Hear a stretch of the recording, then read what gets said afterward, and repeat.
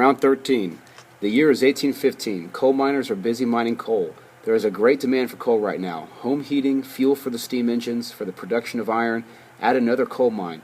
Although in the 1700s coal miners were adults who worked in the mine in the winter to supplement their wages, in the 1800s they are typically children between the ages of 8 and 14.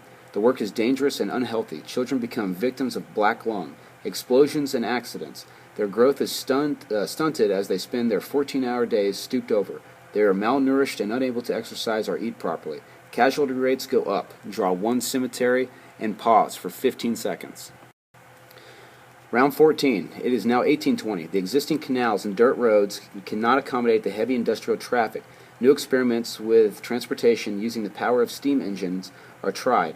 The most successful appears to be a steam engine that pulls a series of wagons or cars on an iron track. The first railroad is tested and proves to be quite effective.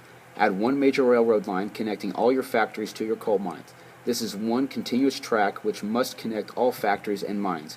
You may build additional railroad bridges only as needed. Add 5 homes, for railroad builders of course, and then pause for 15 seconds. Round 15. It is now 1827.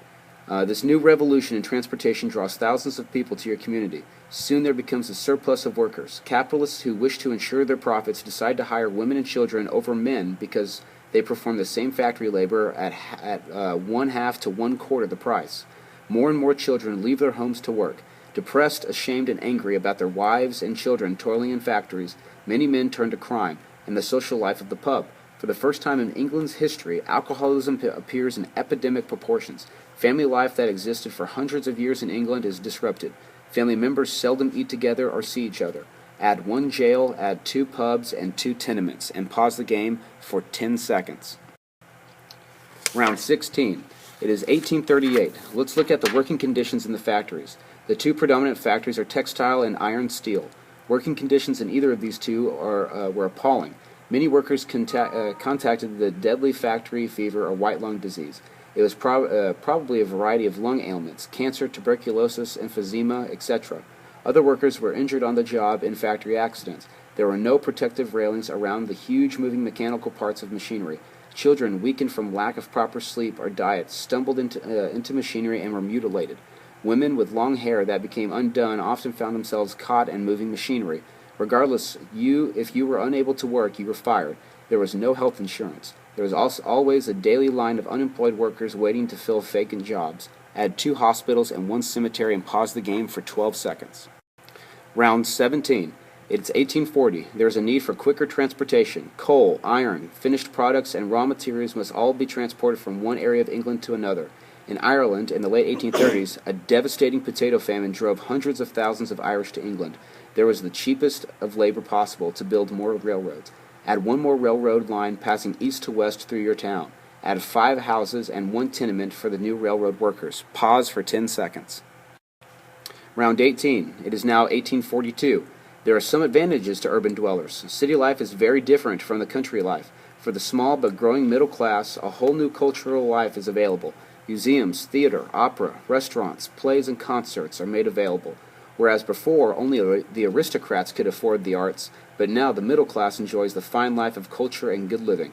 Add 1 theater and 1 museum. Add 2 private schools for upper-class students, marked with a P, and add 1 nice home. Pause the game for 10 seconds. Round 19. It is 1845. There are no pollution controls, so the air in your community looks dark. Windows, walls, even trees are covered with layers of soot and coke. The river that once flowed through your quiet village for hundreds of years is now unfit for drinking, bathing, or laundry. A new disease begins to take the lives of people. Malignant tumors grows in people's bodies, and the term cancer is first used in the medical profession. Ignore the bell. The average life expectancy for the poorer classes is now 30 years of age. Your city is overcrowded and shrouded in factory smoke. The noises, the loss of privacy, and the loss of family unit shatters the peace of the old ways. Suicide rates double, then triple. Add 1 cemetery, 1 jail, 1 hospital to accommodate the victims of urban life, and pause the game for 8 seconds. The 20th and final round. It is now 1850. By this year, several million acres of good English land has been enclosed and sold to private parties who own large estates. Despite the mystery this creates for England's landless poor, the misery this creates for England's landless poor, The economy benefits for the rich are obvious. These farmers purchase the newest power-driven machinery and can easily feed the working class of England, including the Irish. The small landowning farmer is crushed by the enclosed commons. They cannot afford the machinery and therefore cannot compete and grow food profitably. Thousands of these folk leave their village, where their ancestors had lived for hundreds of years, and move to towns and cities looking for work to feed their families. Some refused to leave, but took jobs working for the large landowning farmers. By the thousands, they moved to the bleak, uninviting towns of the north and the new cotton mills. Add 20 houses, 5 tenements, 2 stores, 1 church, 5 factories, 1 pub, and 2 more nice homes, and then 1 special fancy home for you and your loved ones. Once you are done, you are finished with the game, and hang up your poster somewhere in the classroom. Congratulations.